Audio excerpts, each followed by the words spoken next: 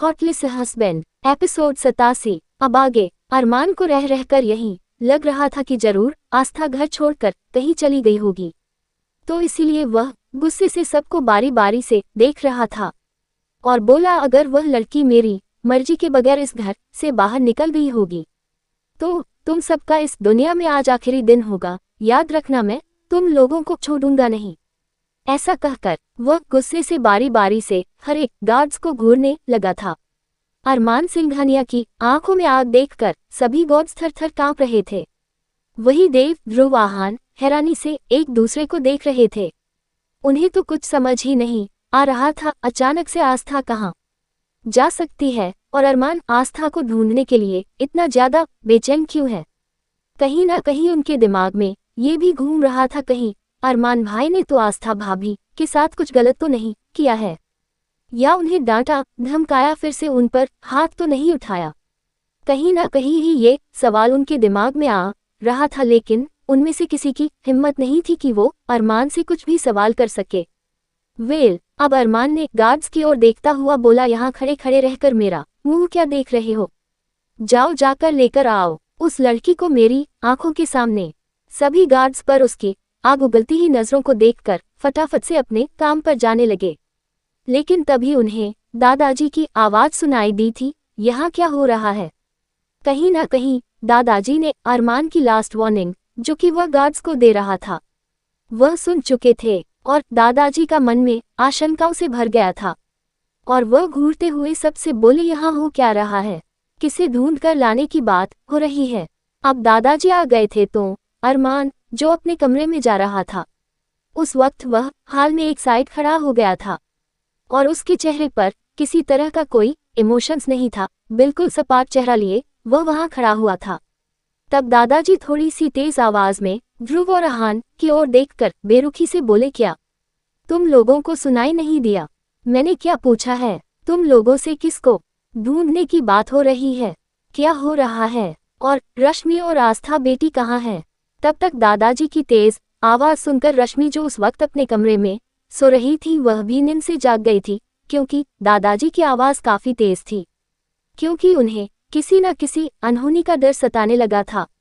वही आकाश, रश्मि दोनों एक साथ अपने कमरे से बाहर निकले थे और दादाजी की आवाज सुनकर वह दोनों भी हाल में जमा हो चुके थे।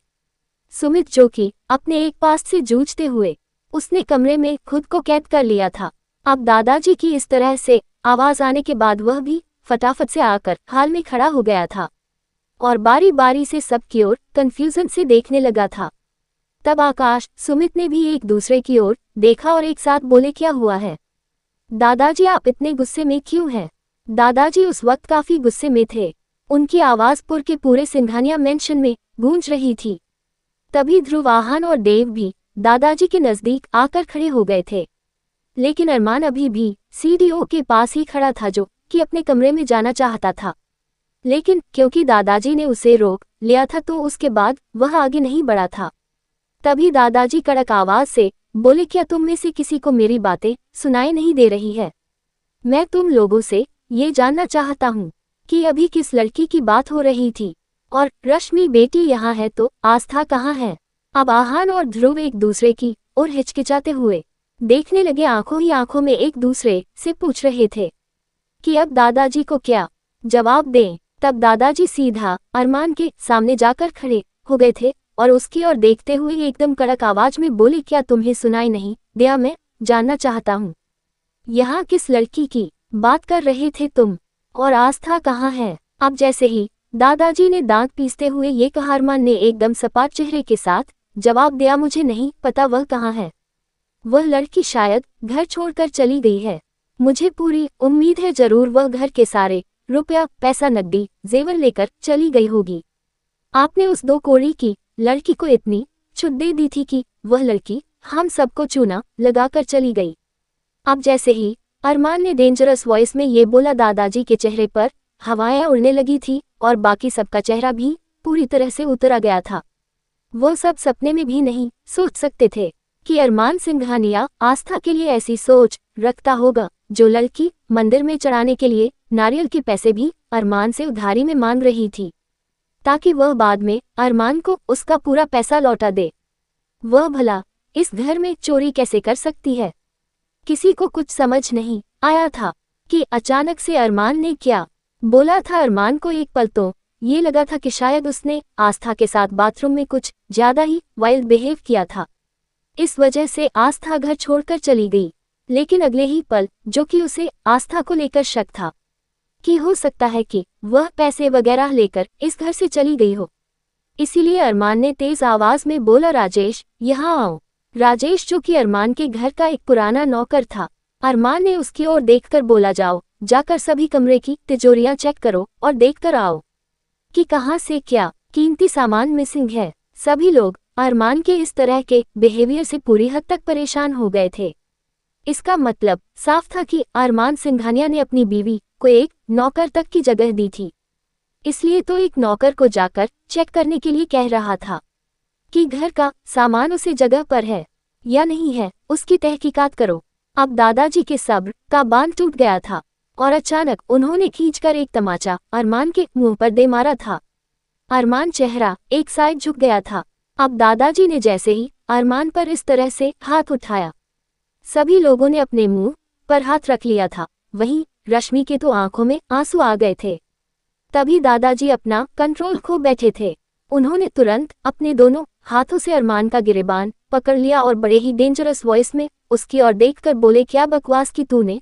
तू इस वक्त इस घर की बहू के बारे में बात कर रहा है? तुझे क्या लगता है वह मासूम सी बच्ची जिसके दिल में तूने अपने लिए नफरत और डर पैदा कर दिया है, वह इस तरह से मेंशन का सामान चोरी करके गई है? हाँ, और अगर तू उसके साथ प्यार से रहता है तो शायद तेरी जिंदगी पूरी तरह से सुधर चुकी होती और शायद तेरी जिंदगी के सारे दुख दर्द दूर हो चुके होते। लेकिन तूने तो उसे बच्ची के साथ थानेदार से भी ज्यादा बढ़कर सलूक किया। तूने उसे बच्ची को डराया धमकाया, उसे मारा पीटा। अरे तेरे पास तक जाने से डरती थी वो, लेकिन तुझे चोट लगी फिर भी मैंने उससे रिक्वेस्ट की एक बार वह तेरा ख्याल रखें। हो सकता है कि तेरे दिल में उसके सॉफ्ट कॉर्नर पैदा हो जाए, लेकिन नहीं, गलती की मैंने उस बच्ची से रिक्वेस्ट करके तू अपने जायदाद और पैसों की बात कर रहा है।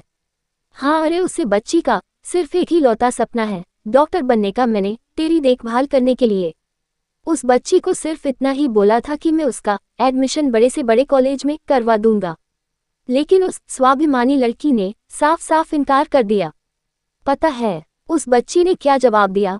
कि वह किसी की सेवा के बदले कभी भी ऐसा कोई काम नहीं करती है जिसके बदले में उसे सेवा का फल मिले। हाँ, और तू आज उस बच्ची के किरदार पर उंगली उठा रहा है और उसे चोर समझ रहा है। अपने इस दिल में क्या छुपा के रखा है तूने? लोगों पर शक करते करते तू इतना शक्की हो गया कि तुझे उस बच्ची की मासूमियत दिखाई नहीं दी जो तू उस पर शक कर बैठा। मैं जानता हूँ जिंदगी ने तुझे जख्म दिए हैं, लेकिन इसका मतलब ये नहीं कि तू अपने शक के चलते किसी की जिंदगी को जख्मों से भर दी। अरमान दादाजी की बात सुनकर केवल सपाट चेहरा लिए उनकी ओर देख रहा था। हालांकि उसके दिल के अंदर कितनी उथल पुथल मची हुई थी, इसके बारे में कोई अंदाजा भी नहीं लगा सकता था। तभी दादाजी ने अरमान की ओर उंगली पॉइंट करते हुए बोले, एक और बात मेरी कान खोलकर सुन लेना। अरमान सिंघानिया, अगर उस बच्ची को आज कुछ हुआ, उसका बाल भी बांका हुआ, तो याद रखना आज के बाद तेरे लिए तेरा दादा भी हमेशा हमेशा के लिए मर चुका होगा, फिर हमारा कोई रिश्ता नहीं होगा, समझे तुम? ऐसा बोलकर दादाजी गुस्से से बारी बारी से सबकी ओर देखते हुए वहां से निकल गए थे। अब दादाजी के इस तरह से बोलने पर सभी ने अपने मुंह पर हाथ रख लिया था, क्योंकि दादाजी ने आज बहुत बड़ी बात बोली थी। वही अरमान दादाजी की बात सुनकर पूरी तरह से सुन्न हो चुका था, उसके हाथ पर बर्फ के जैसे जम गए थे। तभी अचानक खुद को संभालते हुए अरमान ने अपना ब्लैक शेड्स हाथ में लिया था और जल्दी ही ब्लैक शेड्स अपनी आंखों पर चढ़ा लिया था। तभी राजेश, जो कि अरमान का सर्वेंट था, वो वहां आया और बोला, बॉस हमने पूरा घर अच्छी तरह से देख लिया है, घर का कोई भी सामान मिसिंग नहीं है और सब कुछ अपनी जगह पर सेफ है। अब राजेश ने जैसे ही ये कहा, अरमान एक तेज आवाज से बोला, ध्रुवाहान गाड़ी निकालो, और जल्दी ही वो बाहर की ओर चल दिया था। अब रश्मि, जो कि ये सब कुछ देखने के बाद काफी ज्यादा डर गई थी और दादाजी का गुस्सा शायद उसने अपनी जिंदगी में पहली बार देखा था, क्योंकि दादाजी ने तो उसे हमेशा बड़े ही सॉफ्ट वॉइस में बात किया करते थे, बड़ा ही प्यार जताया करते थे। लेकिन आज दादाजी का रौद्र रूप देखने के बाद रश्मि काफी हद तक घबरा गई थी और अब वह आस्था के ठीक होने की प्रार्थना करने लगी थी कि आस्था जहां भी हो बस बिल्कुल ठीक हो, वही गार्डन के पुल साइड पर अपनी जिंदगी में आए। उतार चढ़ाव को और अपनी जिंदगी के दुख और गमों को सोचते सोचते आस्था, जो कि पहले से ही काफी वीक थी क्योंकि वह अभी भी प्रॉपर तरीके से ठीक नहीं हुई थी, वह अब एक बार फिर फुल साइड पर ही बेहोश हो चुकी थी। हालांकि आस्था का इरादा थोड़ी देर पूल साइड पर बैठने के बाद वापस से सिंघानिया मेंशन के अंदर जाने का था, ताकि वह रश्मि के साथ थोड़ा टाइम स्पेंड कर सके, क्योंकि रश्मि की कंपनी उसे काफी ज्यादा पसंद आया करती थी। लेकिन इससे पहले कि वो उठकर चलती, उसका सर जोरों से चकराया और वह वहीं पूल साइड के ठीक किनारे पर बेहोश हो गई थी। वही अरमान सिंघानिया ने अपने डेविल रूप में आते हुए जल्दी ही अपने फार्म हाउस के सारे सिक्योरिटी को पूरे शहर भर में फैलने के लिए कह दिया था, और जितने भी बस स्टेशन, गली, नुक्कड़, रेलवे स्टेशन, जितने भी शहर से बाहर जाने वाले रास्ते, शहर के भर के रास्ते, हर एक रास्ते पर नाकाबंदी कर दिया गया था। इतना ही नहीं, हर जगह आस्था को खोजा जाने लगा था। लेकिन अरमान सिंघानिया ने एक बार भी अपने घर के ही पूल साइड पर जाकर देखने की नहीं सोची थी कि आस्था कहीं और नहीं बल्कि पूल साइड पर भी हो सकती है। जल्दी ही अरमान सिंघानिया के आदमी ने केवल कुछ ही मिनटों के अंदर अंदर पूरे के पूरे शहर को अपने कब्जे में ले लिया था। इतना ही नहीं, हर एक गैंग से पूछताछ किए जा रही थी। हर एक क्रिमिनल इस वक्त अरमान के आदमियों की कस्टडी में था और खुद भी अरमान अपने ग्रुप समेत गाड़ी लेकर आस्था को ढूंढने के लिए निकल पड़ा था। वहीं दूसरी ओर वीर रायचंद अब खतरे से बाहर था, साथ ही साथ उसे इस बात के बारे में भी पता चल चुका था कि उसकी मां वसुंधरा रायचंद ने डेविड को अरमान की मौत के लिए भारी भरकम रकम दी है।